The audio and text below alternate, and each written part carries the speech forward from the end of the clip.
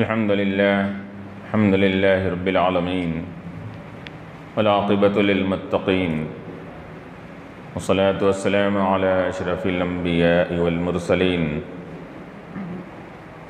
وعلى آله وصحبه أجمعين أما بعد فقد قال الله تبارك وتعالى في القرآن المجيد والفرقان الحميد أعوذ بالله من الشيطان الرجيم بسم الله الرحمن الرحيم قاتلوا الذين لا يؤمنون بالله ولا باليوم الآخر ولا يحرمون ما حرم الله ورسوله ولا يدينون دين الحق من الذين أوتوا الكتاب حتى يعطوا الجزية عن يد وهم صاغرون وقالت اليهود عزير ابن الله وقالت النصارى المسيح ابن الله ذلك قولهم بأفواههم يضاهئون قول الذين كفروا من قبل قاتلهم الله أنى يؤفكون اتخذوا أحبارهم ورهبانهم أربابا من دون الله والمسيح ابن مريم وما أمروا إلا ليعبدوا إلها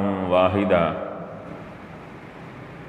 لا إله إلا هو سبحانه عما يشركون صدق الله العلي العظيم وقال تعالى في مقام آخر في شأن حبيبه الكريم إن الله وملائكته يصلون على النبي يا أيها الذين آمنوا صلوا عليه وسلموا تسليما اللهم صل على سيدنا حاضرین کرام و معزز سامعین،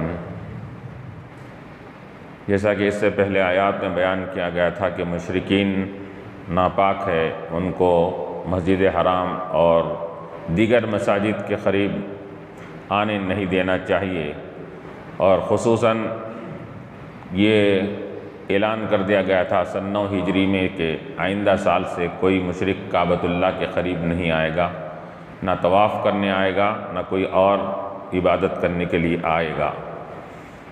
اب یہاں پر اللہ تعالیٰ فرما رہا ہے کہ جو ایمان نہیں رکھتے ان کے ساتھ کیا معاملہ کرنا چاہیے، تو یا تو ان سے جنگ اور قتال کیا جائے گا جب تک کہ وہ ایمان لا لیں، یا نہیں تو اگر وہ مشرکین جو اسلامی حکومت میں رہنا چاہتے ہیں بغیر کسی دغا بازی کے، دھوکہ دہی کے رہنا چاہتے ہیں تو وہ رہ سکتے ہیں، لیکن ان کو ٹیکس جزیہ دینا پڑے گا، وہ ٹیکس دے کر رہ سکتے ہیں۔ ان چیزوں کا یہاں پر ذکر کیا جا رہا ہے۔ اب کس کے لیے ٹیکس جائز ہے، کس کے لیے نہیں ہے، اور کتنا ٹیکس ہے، اور پھر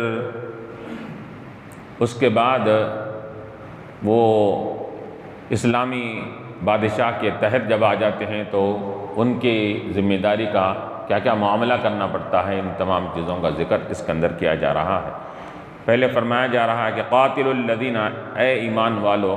اب یہاں خطاب صحابہ کرام سے ہے، لیکن قیامت تک آنے والے تمام مسلمانوں کے لیے خطاب یہ ہر ایک کو شامل ہے۔ علماء فرماتے ہیں کہ جنگ اور قتال غیر مسلم سے یہ جب سے شروع ہوا ہے اسلامی ابتدا سے، تو یہ چیز قیامت تک یہ ختم کالعدم نہیں ہو سکتی۔ اس کے اندر جب مشرکین یہ سر چھائیں گے تو لا محالہ ان سے قتال، ان سے جنگ، ان سے کیا ہے لڑائی کرنی پڑے گی۔ اب ایک ہوتا ہے دفاع کرنا اور ایک ہوتا ہے قتال کرنا۔ قتال آلات سے ہوتا ہے، دفاع اگر کرنا ہے ان سے تو وہ ٹیکس کے ذریعے سے ان کو دفاع کیا جائے گا کہ اگر تم رہنا ہی چاہتے ہیں تو یہاں خاموش رہنا اور تمہارے حقوق دیے جائیں گے، لیکن یاد رکھو کہ مسلمانوں کے خلاف کوئی سازش نہیں کرنا، تم کو یہ ٹیکس دے کر رہنا پڑے گا۔ قاتل الذین، کہ اے ایمان والو لڑو ان لوگوں سے جو اللہ پر ایمان نہیں رکھتے اور نہ آخرت پر ایمان رکھتے ہیں۔ ولا یحرمون ما حرم اللہ ورسولہ، اور اللہ اس کے رسول نے جن چیزوں کو حرام کر دیا ہے اس کو حرام بھی نہیں سمجھتے، نہیں جانتے یا نہیں مانتے۔ تو معلوم یہ ہوا کہ اللہ تعالیٰ نے اس کے رسول علیہ السلام نے جن چیزوں کو حرام قرار دے دیا، اب اگر اس کو حرام نہ مانے یہ بھی کفر ہے۔ کسی بھی اللہ اس کے رسول کے حکم کو نہ ماننا یہ بھی کفر ہے۔ کفر یہی نہیں ہے خالی کہ میں اللہ کو نہیں مانتا، اللہ کا انکار کر رہا ہوں، ذات و صفات میں شرک کر رہا ہے، یہی نہیں ہو رہا کفر، بلکہ اللہ کے اس کے رسول کے احکامات میں کسی بھی ایک حکم کو میں سب مانوں گا لیکن یہ حکم نہیں مانتا بولے تو بھی دائرہ اسلام سے وہ خارج ہے۔ تو یہاں اللہ تعالیٰ فرما رہے ہیں کہ ان لوگوں سے جو ایمان نہیں رکھتے، اب ایمان آگے آ رہا ہے اس کے اندر کہ ایمان ایسا ایمان جو شریعت کے اعتبار سے وہ قابل قبول نہیں ہے، اگر ویسا ایمان کوئی لاتا ہے تو پھر وہ بھی ایمان اس کا قابل اعتبار نہیں رہے گا۔ اللہ کو جیسا ماننا، رسول کو جیسا ماننا، اور عقیدے کی جو باتیں ہیں جو بیان کی گئی ہے ان تمام چیزوں کو ہو بہو ماننے کا نام یہ ایمان ہے۔ اس کے اندر اس میں ذرا برابر بھی اگر فرق کر دے تو اس صورت میں وہ ایمان اس کا ایمان قرار نہیں دیا جائے گا۔ تو اللہ فرما رہا ہے کہ اللہ پر جو ایمان نہیں رکھتے اور آخرت پر ایمان نہیں رکھتے، یہ اب آگے ذکر آ رہا ہے، یہودی بھی آخر ایمان رکھتے تھے اللہ پر، لیکن اللہ پر ایمان رکھنے کے ساتھ کیا کرتے تھے؟ حضرت عیسیٰ علیہ السلام کو اللہ کا بیٹا عیسائی کہتے تھے، یہودی عزیر علیہ السلام کو اللہ کا بیٹا بولتے تھے۔ اس کے اندر ثالث و ثلاثہ، تین خداؤں کے قائل تھے۔ تو یہ اللہ کا ماننا یہ قابل قبول کیسے ہوگا؟ یہ اندر ان لوگوں نے کہ ہم بھی اللہ کو مانتے ہیں، عبادت اسی کی کرتے ہیں، لیکن ساتھ میں یہ مان رہے ہیں ایمان کے خلاف، تو ان کا ماننا نہیں ہوگا۔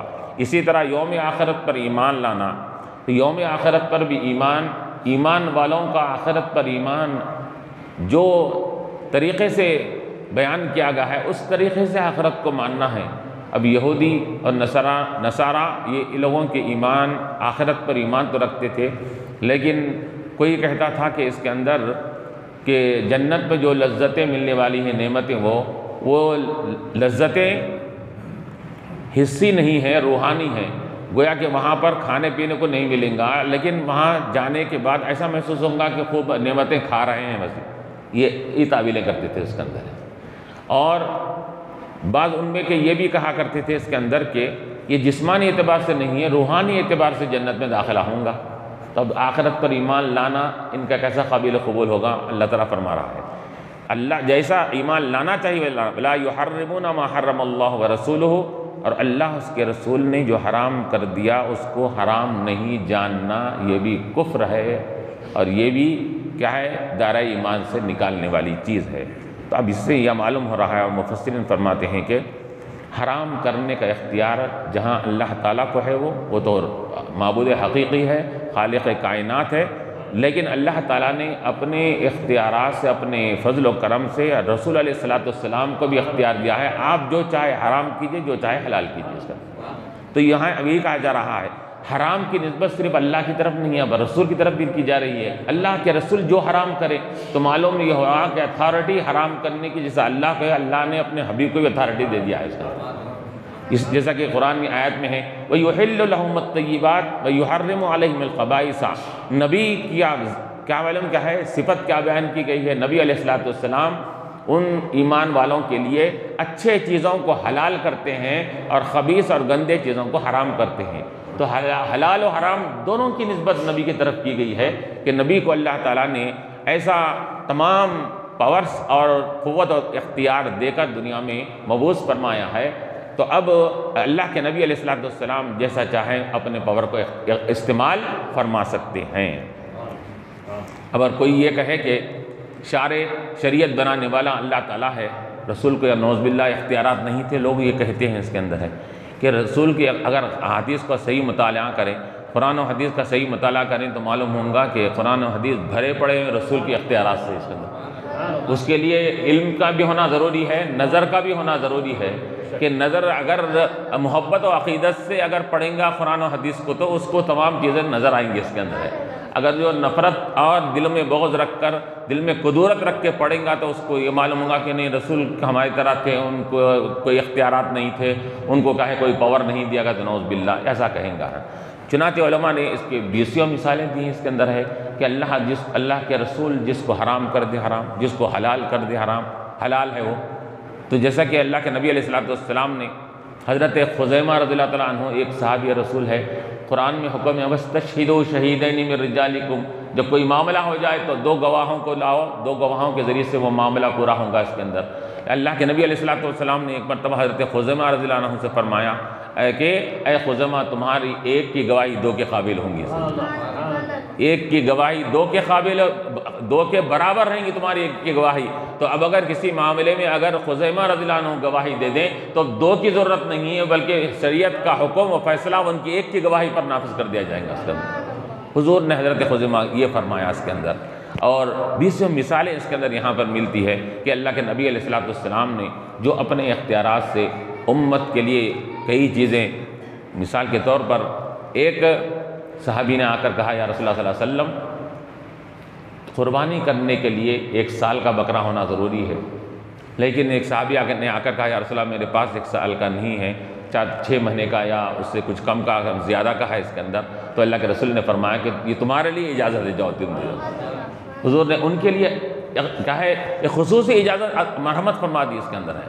اور علماء نے یہ بھی لکھا کہ اللہ تعالیٰ نے امتیوں کے لیے 4 نکاح کرنے کا حکم فرمایا کہ 4 نکاح کر سکتے ہیں، لیکن جب بی بی فاطمہ حضرت علی رضی اللہ عنہ کی نکاح میں تھی تو کیا ہے اللہ کے نبی علیہ السلام کو جب معلوم ہوا کہ علی دوسرا نکاح کرنا چاہتے ہیں تو آپ ناراض ہو گئے اس کے اندر، اور کیا ہے آپ ان سے ناراضگی کا اظہار فرمایا اس کے اندر۔ تو علماء فرماتے ہیں کہ بی بی فاطمہ کی موجودگی میں دوسرے اور کیا ہے عورتوں سے نکاح نہ کرنا، نکاح کرنے کا حکم اللہ دے رہا ہے اور نکاح نہ کرنے کا حکم رسول دے رہے ہیں یہاں پر۔ تو حضرت علی نے کیا ہے کبھی بی بی فاطمہ کی موجودگی میں دوسرا نکاح کرنے کا ارادہ ترک فرما دیا تھا اس کے اندر۔ تو یہ کیسے 20 مثالیں علماء نے یہاں پر دی ہے جس سے حضور صلی اللہ علیہ وسلم کی اتھارٹی اور آپ کا پاور، آپ کا اختیارات معلوم ہوتے ہیں کہ اللہ تعالیٰ نے حضور علیہ السلام کو ایسے اختیارات اور ایسا پاور عطا فرما دیا تھا کہ جس کی بنیاد پر اللہ کے رسول علیہ السلام احکامات کو صادر فرمایا کرتے تھے۔ وَلَا يَدِينُونَ دِينَ الْحَقِّ مِنَ الَّذِينَ أُوتُوا الْكِتَابَ حَتَّى يُعْطُوا الْجِزْيَةَ، اور وہ لوگ جو لوگ دین حق کو جیسا ماننا ہے وہ دین حق کو نہیں مانتے، کن لوگوں میں سے من الذین اوتوا الکتاب، اہل کتاب میں سے، یہودی اور نصارہ میں سے، یہ لوگ اگر یہ لوگ ان چیزوں کی اختیار کر رہے ہیں، نہ اللہ پر ایمان نہیں ہے، آخرت پر ایمان نہیں ہے، اور حلال و حرام اللہ اس کے رسول کے حلال و حرام کو نہیں مانتے ہیں اور دین حق کو جیسا ماننا نہیں مانتے ہیں، تو پھر اب ان سے قتال کیا جائے گا حتیٰ یعطوا الجزیۃ۔ ہاں اگر ایک صورت ہے اگر وہ رہنا چاہ رہے ہیں اسلامی حکومت میں تو یعطوا الجزیہ، ٹیکس ان کو دینا پڑے گا، ٹیکس دے کر رہ سکتے ہیں۔ حتیٰ یعطوا الجزیۃ عن ید وہم صاغرون۔ اب علماء نے فرمایا یہاں پر کہ ایک ہوتا ہے کفار کی 3-4 قسمیں ہیں، تو ایک ہوتا ہے مشرک، ایک ہوتا ہے مرتد۔ مرتد کسے کہتے ہیں اسلام قبول کرنے کے بعد دوبارہ نعوذ باللہ کفر کی طرف چلا جائے تو اس کو مرتد کہا جاتا ہے۔ تو علماء نے فرمایا کہ مرتد کو یہاں پر اسلامی حکومت میں ٹیکس دے کر نہیں رکھا جائے گا، بلکہ اس کا مرتد کی سزا کیا ہے؟ صرف قتل ہے، قتل ہے۔ انہیں بولا میں ٹیکس وغیرہ دے کر رہتا ہوں تو اس کو اجازت نہیں دی جائے گی۔ اسی طرح مشرکین عرب کے مشرکین کو بھی چونکہ کعبۃ اللہ کے حدود اور اس کے اطراف و اکناف میں کسی کافر کا داخلہ منع ہے، اب اگر کوئی یہ چاہے کہ ہم یہاں پر رہنا چاہتے ہیں، ٹیکس آپ جو بولے دے کر رہنا چاہتے تو ان کو بھی نہیں رکھا جائے گا۔ تو یہ عرب کے مشرکین اور مرتد اس سے استثناء ایگزمپشن کر دیے گئے ہیں، اس سے علیحدہ کر دیے گئے اس کے اندر۔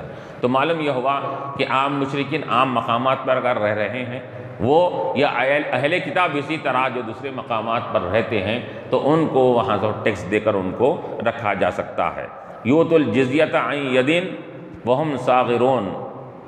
تو اب یہاں پر ٹیکس کے لیے علماء نے فرمایا کہ یہ ٹیکس کا مقرر کرنا یہ شریعت کا یہ کوئی نیا حکم نہیں ہے، بلکہ ہر حکومت اپنے رعایا پر ٹیکس مقرر کرتی ہے، اور حکومت چلانے کے لیے ٹیکسز کا ہونا ضروری ہے۔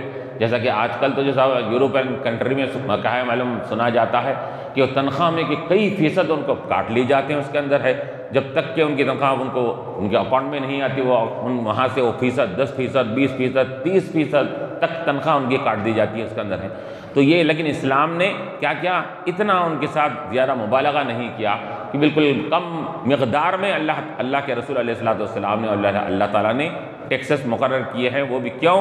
کیا کہ نظام حکومت اطمینان کے ساتھ چل سکے، اس کی خاطر وہاں پر ٹیکس کو مقرر کیا گیا ہے۔ تو اب یؤتوا الجزیۃ عن یدین، وہ ٹیکس دے عن یدین، بولے تو یدین کے معنی ہیں کہ اپنے اختیارات سے دیں، اپنے خوش دلی سے دیں، اور اپنے آپ کو یہ سمجھ کر دیں کہ ہم ان کے حکومت میں رہ رہے ہیں تو یہ لوگ ہمارے ساتھ احسان کر رہے ہیں، تو اس کے بدلے میں ہم ان کو ٹیکس دے رہے ہیں۔ وہم صاغرون، ٹیکس دیں وہ اپنے ہاتھ سے دیں، حاکم وقت کو دیں، یا وہ کسی کے ذریعے نہ بھیجائیں، اور بلکہ وہ آ کر حاکم وقت کو دے، اپنے ہاتھ سے دیں اس کے اندر، اور کیا سمجھ کر دیں؟ وہم صاغرون، اپنی عاجزی، انکساری، اپنی ذلت اور رسوائی کو پیش نظر رکھتے ہوئے دیں کہ ہم عاجز ہیں، ہم یہ ذلت اور رسوائی کے مقام پر ہیں، اس وجہ سے ہم وہ اپنے قتال سے بچنے کے لیے ہم ان کو ٹیکس دے کر رہ رہے ہیں۔ اگر ٹیکس نہ دیں گے تو پھر یہ ہم سے قتال اور جنگ کریں گے۔ تو یہ نظریہ رکھ کر تو معلوم یہ ہوا کہ اسلامی حکومت میں مشرک اور کافر رہنے والا یہ ڈومینیشن کے ساتھ نہیں رہیں گا، بلکہ ذلت اور رسوائی کے ساتھ رہیں گا۔ یہ ظاہر کریں گا کہ ہم ان کے ماتحت ہیں اور ان کے احسانات کے تحت ہم دبے ہوئے ہیں، یہ سمجھ کر اس کو اسلامی حکومت میں رہنا پڑے گا، اور اپنی عاجزی کا، اپنی ذلت کا اظہار کرنا پڑے گا۔ تو عین یدیم وہم صاغرون، پھر وقالت الیہود عزیر ابن اللہ، پھر اللہ تعالیٰ چونکہ یہاں پر اہل کتاب کا ذکر آیا، اہل کتاب میں سے جو لوگ یہ چیزوں کو نہیں مانتے، تو اب یہاں اہل کتاب میں دو ہی لوگ ہیں، ایک یا یہودی ہے یا نصارہ ہے۔ اب ان کا کیا عقیدہ تھا اور وہ ان کا ایمان کس بنیاد کا تھا، اللہ تعالیٰ ذکر فرما رہا ہے۔ وقالت الیہود عزیر ابن اللہ وقالت النصارى المسیح ابن اللہ، کہ یہودیوں نے کہا، یہودیوں کی جماعت نے کہا کہ عزیر اللہ کے بیٹے ہیں، نصارہ نے کہا عیسیٰ اللہ کے بیٹے ہیں۔ انہوں نے، یہودیوں نے عزیر کو اللہ کا بیٹا قرار دیا، اور عیسائی کرسچن نے کس کو؟ عیسیٰ علیہ السلام کو اللہ کا بیٹا قرار دے دیا۔ یہ ان کا یہ شرک والا عقیدہ، یہ سب سے بڑا بنیادی عقیدہ ہے۔ علماء فرماتے ہیں کہ حالانکہ عزیر علیہ السلام نبی گزرے ہیں، ان کے بڑے کرامتیں اور ان کے معجزات وغیرہ کا ذکر بھی قرآن میں آیا ہے، تیسرے پارے میں بھی ان کا جو ذکر کیا گیا ہے، تو عیسیٰ علیہ السلام کا بھی یہ اللہ کے خاص بندے ہیں، اللہ تعالیٰ نے اپنے قدرت کاملہ سے بغیر باپ کے ان کو پیدا فرمایا۔ یہ سب ایک جلیل القدر اللہ تعالیٰ کے بندے ہیں، اللہ کے یہ خصوصی عبدیت کا مقام رکھتے ہیں، لیکن ان لوگوں نے ان کے تعلق سے مبالغہ آمیزی کر کے، زیادتی کر ان لوگوں کو کیا کیا؟ عزیر علیہ السلام کا قصور نہیں، انہوں نے نہیں کہا تھا کہ مجھے اللہ کا بیٹا مانو، انہوں نے اپنے سے مان لیا۔ عیسیٰ علیہ السلام نے کبھی نہیں کہا تھا مجھے اللہ کا بیٹا مانو، لیکن انہوں نے اپنے سے کہا اللہ کا بیٹا مان لیا۔ تو یہاں اللہ فرما رہا ہے کہ یہودی کہتے ہیں عزیر اللہ کے بیٹے ہیں، اور عزیر کون تھے؟ عزیر یہ یعقوب علیہ السلام کی اولاد میں سے ان کا تعلق تھا، اور تقریباً حضرت ہارون علیہ السلام کی نسل میں سے ہوتے ہوئے، یعنی کہ کئی دادا پردادا جن کو کہا جاتا ہے، حضرت ہارون علیہ السلام ان کے دادا پردادا ہوا کرتے تھے حضرت عزیر علیہ السلام کے۔ تو یہ حضرت عزیر علیہ السلام یہ کیا کرتے تھے؟ یہ ان کو اللہ تبارک و تعالیٰ نے بڑا علم بھی عطا فرمایا تھا، بڑے کمالات بھی عطا فرمائے تھے، یہ ان سے معجزات بھی ثابت ہے، اور یہ بھی ثابت ہے کہ جس وقت یہ تورات کو ختم کر دیا گیا، بہا دیا گیا، جلا دیا گیا تھا، تو اس وقت تورات کا کوئی نسخہ نہیں تھا، تو آپ نے اپنے میموری اور اپنے حافظے سے پوری تورات کو لکھایا تھا اس کا، حضرت عزیر علیہ السلام نے۔ اور اسی طرح نصارہ، وقالت النصارى المسیح ابن اللہ، اور نصارہ نے کیا کہا؟ مسیح اللہ کے بیٹے ہیں۔ مسیح سے مراد کون ہے؟ حضرت عیسیٰ علیہ السلام۔ اب مسیح، ان کو مسیح کیوں کہا جاتا ہے؟ تو علماء نے فرمایا اس کے اندر کہ یہ چونکہ مادرزاد ماں پیٹ کے اندھے کو اپنے دست مبارک ہاتھ پھیرتے تھے تو وہ شفا یاب ہو جاتا تھا، اس کے اندر وہ بینا بن جاتا تھا۔ کوڑی کا مرض اگر ہے تو اس کے اوپر سے ہاتھ پھیراتے تو وہ کوڑی کا مرض اس کے اوپر سے دفع ہو جاتا تھا۔ تو مسح یمسح کے معنی، جیسا کہ ہم کہتے ہیں مسح کرنا، تو مسح کے معنی کیا ہے؟ کہ اپنے گیلے ہاتھ کو اپنے سر پر سے پھرانے کا نام مسح ہے اس کے اندر. تو ہاتھ پھرانے کو مسح کہا جاتا ہے. مسیح کیوں کہا جاتا ہے؟ ہاتھ پھرا کر بیماروں کو شفا دیتے تھے، اس وجہ سے مسیح تھے اس کے اندر، مسیح ابن اللہ. اب اور ایک صفت علماء نے یہ بھی بیان فرمائی، مساحت سے بنا ہے. مساحت کسے کہتے ہیں؟ سیر و سیاحت کو سفر کرنا. چونکہ یہ کسی ایک مقام پر اپنا مکان بنائے تھے، نہ کوئی رہائشی علاقہ رکھے تھے، بس دین کی خدمت کرنا، دین کے پیغام کو ہر مقام پر پھیلاتے تھے. کوئی اپنا ذاتی مکان نہیں تھا، بس سفر کرتے اللہ کے دین کو پھیلایا کرتے تھے، اس وجہ سے بھی ان کو مسیح کہا جاتا ہے. اب اگر علماء نے فرمایا کہ یہ مسیح دجال کی بھی صفت آئی ہے، دجال کی صفت بھی مسیح آئی ہے اس کے اندر، لیکن اس کی صفت وہاں پر مسیح سے مراد ممسوح کے معنی میں ہے کہ اس کی ایک آنکھ پوری کیا ہے پھری ہوئی ہے، یعنی کہ ایک آنکھ کا حصہ اس کا بالکل خالی ہے، صرف ایک آنکھ اس کے چہرے پر ہے، اس کو مسیح کہا جاتا ہے. تو نصارہ نے کہا مسیح ابن اللہ، اللہ کے کیا عیسیٰ علیہ السلام اللہ کے بیٹے ہیں. اب ان کے عقیدوں میں سے ایک یہ تھا کہ یا تو اللہ، بعض اس کے 3 گروپ بن گئے تھے. کوئی اللہ کا بیٹا کہتا، کوئی ثالث الثلاثہ کہ بیٹا نہیں بلکہ 3 معبودوں میں ایک معبود انہوں بھی ہے، 3 خداؤں کے ایک خدا، ثالث الثلاثہ. کون؟ اللہ تعالیٰ، بی بی مریم، عیسیٰ علیہ السلام. 3 خداؤں کے قائل تھے. 3 ان کے کیٹیگریز بن گئی تھی ان کے یہ ماننے والوں کے.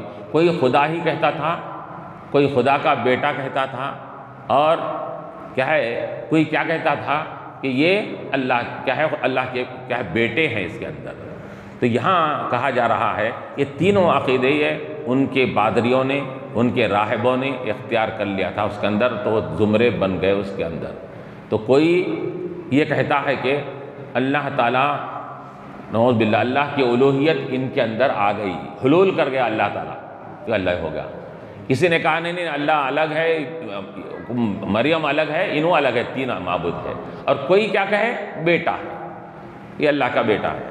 تو یہ تینوں عقیدے یہ شرک اور کفر کی طرف لے جانے والے ہیں. یہ تینوں عقیدوں کی کہا یہاں پر رد کر دیا گیا ہے. یہ لوگ یہ کہا کرتے ذالک قولہم بافواہہم، یہ بات ان کی قولہم، ان کا قول ان کی اپنی زبانوں سے، منہ سے نکلا ہوا قول ہے، جس کی حقیقت سے جس کا کوئی تعلق نہیں ہے. ان کے اب کوئی یہ کہے کہ بات تو منہ ہی سے کہی جاتی ہے، کہ ان کی اپنے منہ کی بات ہے، کہ مطلب یہ ہے کہ منہ کی بات اسی کہا جاتا ہے کہ جس کا کہیں حقیقت سے جس کا تعلق نہیں ہے اس کے اندر، انہیں زبانی جو چاہے بولے رہا، انہیں جہاں بولتے ہیں اس کے اندر اسی طرح. تو یہ صرف ان کی بغیر پروف اور دلیل کے صرف زبانی باتیں، ان کی زبانی خرچ ہے ان کا، کہ یہ کہتے ہیں. کیوں؟ اس وجہ سے کہ اللہ تو وہ ذات ہے کہ لا الہ الا ہو، اس کے ساتھ کوئی شریک نہیں ہے، اس کا کوئی ساجی نہیں ہے، اس کا کوئی ہمسر نہیں ہے اس کے اندر. تو قولہم بافواہہم، یہ ان کی اپنی زبانوں سے ان کے لیے باتیں ہیں.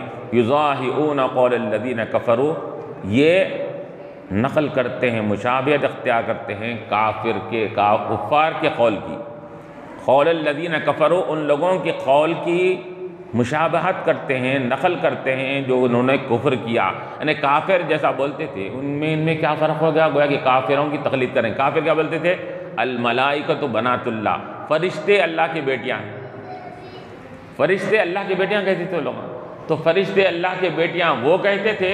یہ لوگ بھی کہے آگے بڑھ چکے کیا بڑھ رہے ہیں کہ عیسیٰ علیہ السلام اللہ کا بیٹے ہیں، عزیر علیہ السلام بھی اللہ کے بیٹے ہیں، یہ کہہ رہے ہیں. تو گویا کہ یہ کیا کر رہے ہیں؟ یضاہئون قول الذین، مشابہت اختیار کر رہے ہیں کافروں کی جو ان سے پہلے گزرے ہیں.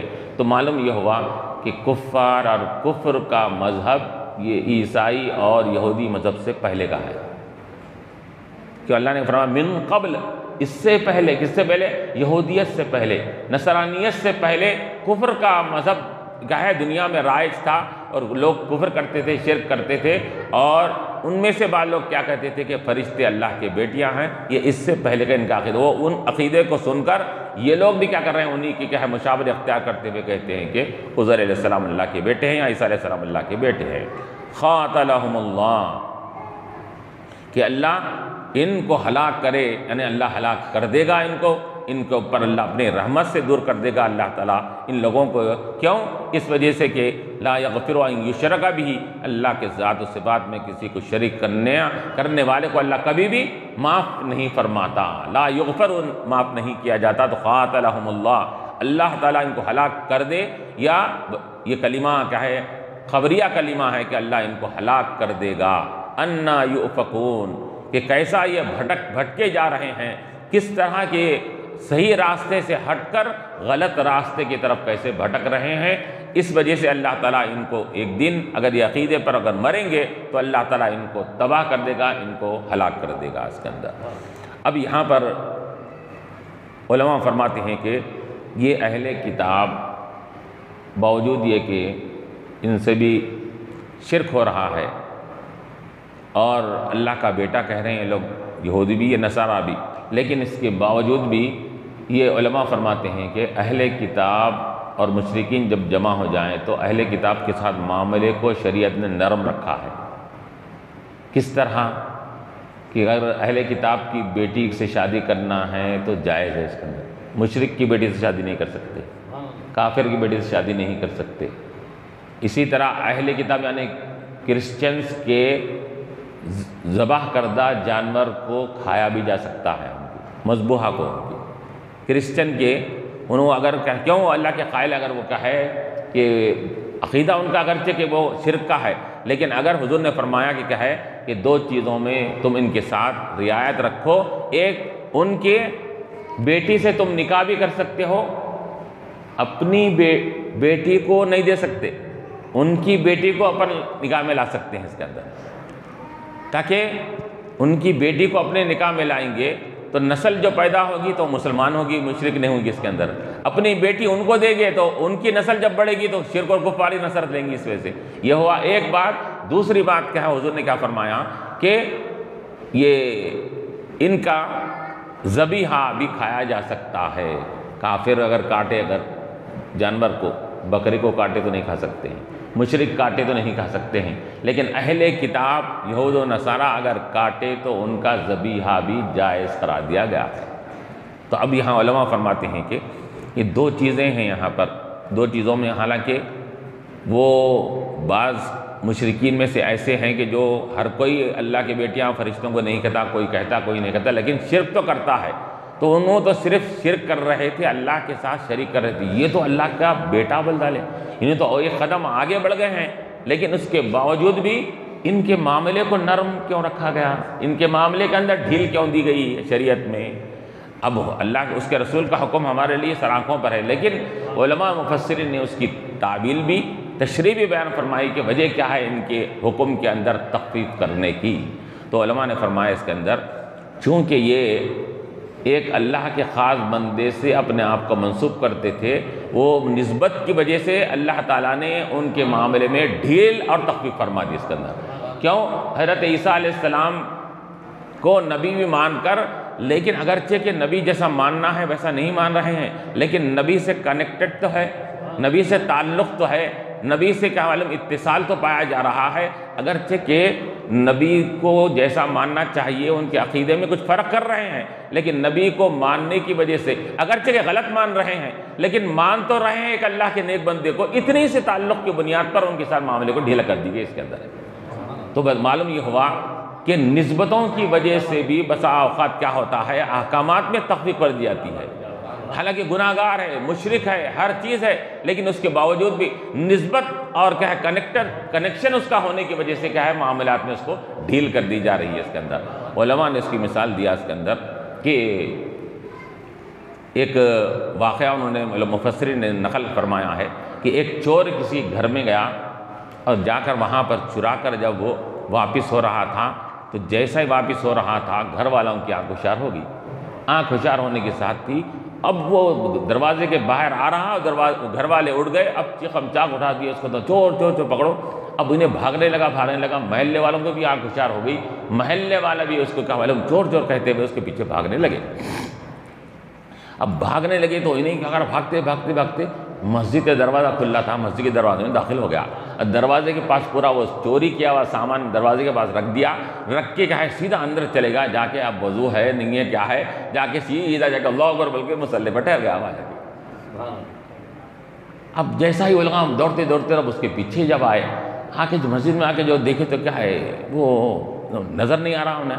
اب چھوٹے چھوٹے اس زمانے میں دیواراں چھوٹی تھی، ادھر سے ارے کیا لوگ بولے کہ ادھر سے دیوار پھلان کے گیا ہوں گا، ادھر سے پھلان کر گیا ہوں گا، کدھر بھی چلا گیا ہوں گا، چاروں طرف کا معلوم علماء بولنے لگے کہ اب یہاں پر کون ہے؟ ارے وہ ایک صاحب تو بیچارے نماز پڑھ رہے ہیں، وہ بڑے عبادت گزار دکھ رہے ہیں، وہ پھر انہیں کہاں گیا ہوں گا آخر کے، انہیں کدھر بھاگ گیا ہوں گا، ارے سامان یہیں پر ہے، پھر سامان چھوڑ کے کدھر بھاگا ہوں گا؟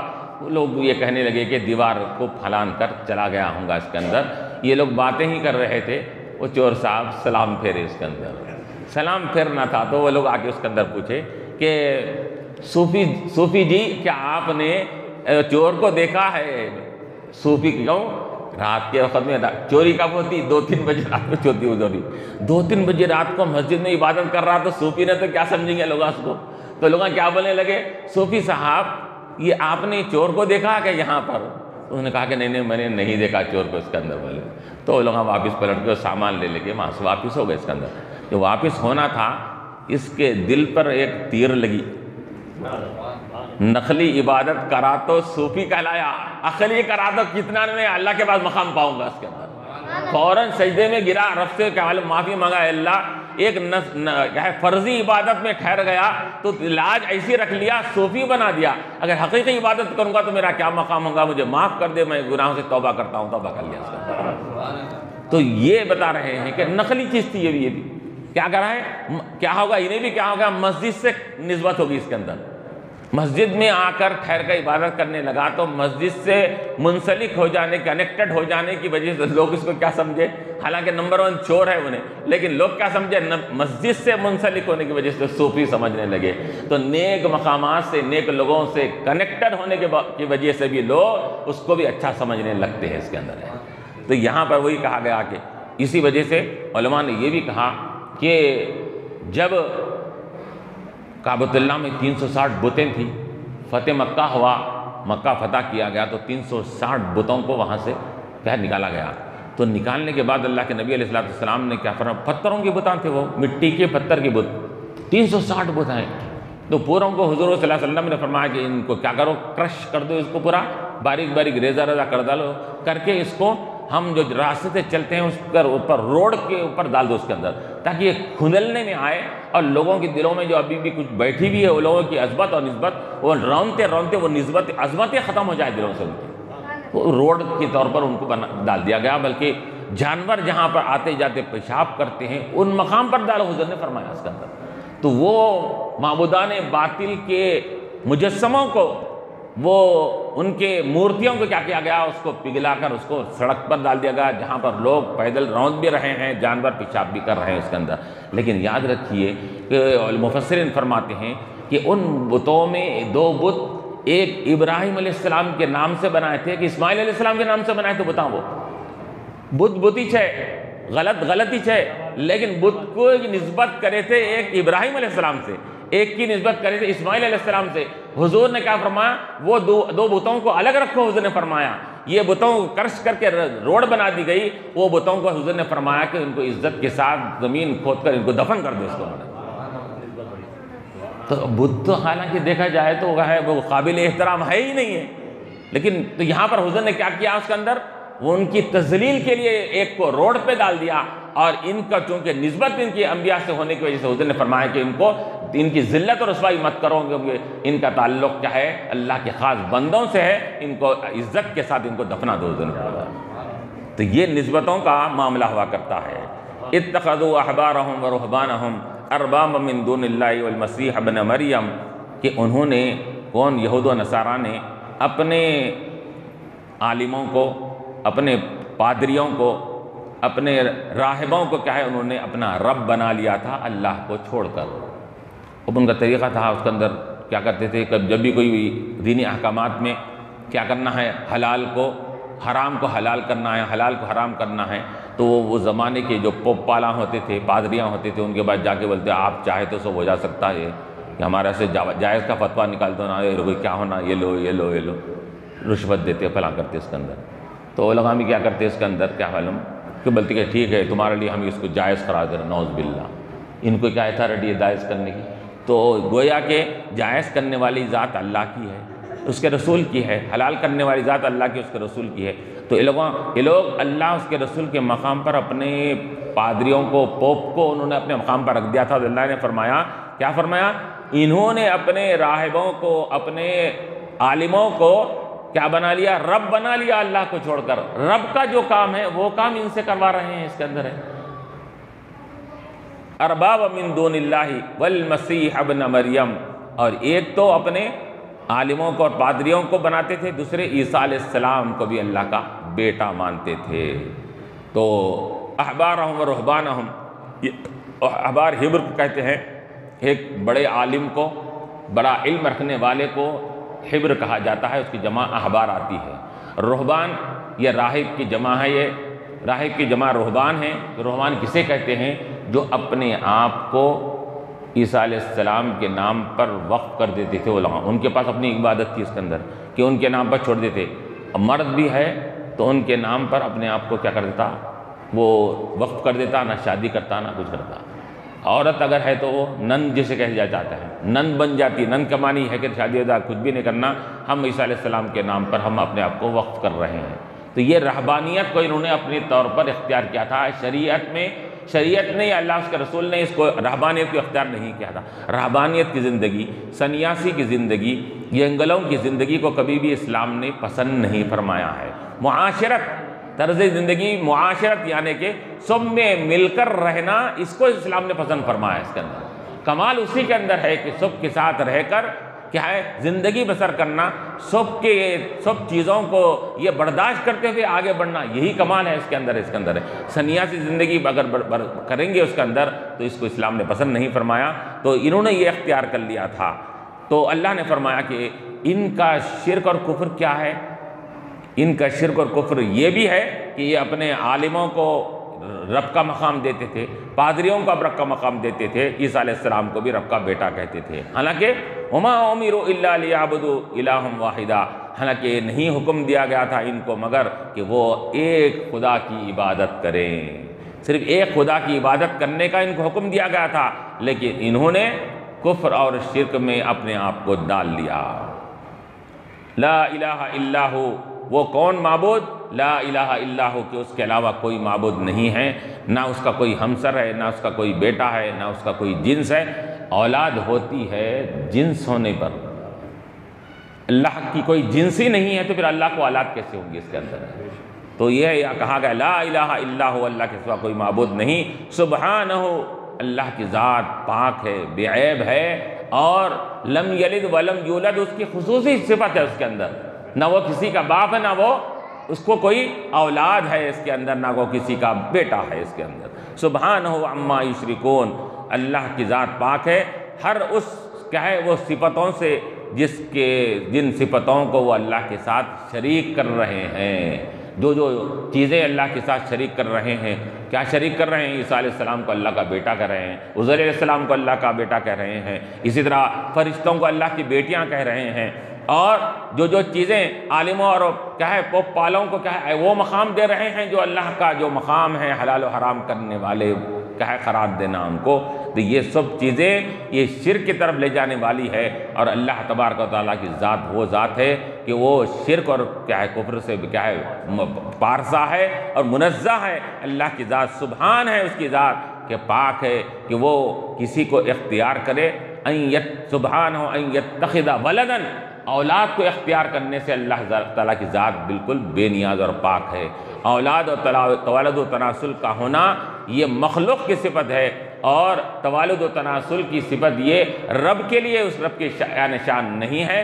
نہ وہ کسی کا باپ ہے، نہ وہ کسی کا بیٹا ہے. یہ صفت لم یلد ولم یولد کی صفت یہ ایمان والوں کو کیا ہے اس کو ماننا ضروری ہے. اور اللہ تعالیٰ یہاں پر اپنی ذات و صفات میں شرک کرنے والوں کی نفی خود فرما رہا ہے کہ لوگوں جس صفتوں کو ہمارے طرف منسوب کر رہے ہیں ہماری ذات ان تمام صفتوں سے منزہ ہے، پاک ہے اللہ کی ذات. ربنا ظلمنا انفسنا وإن لم تغفر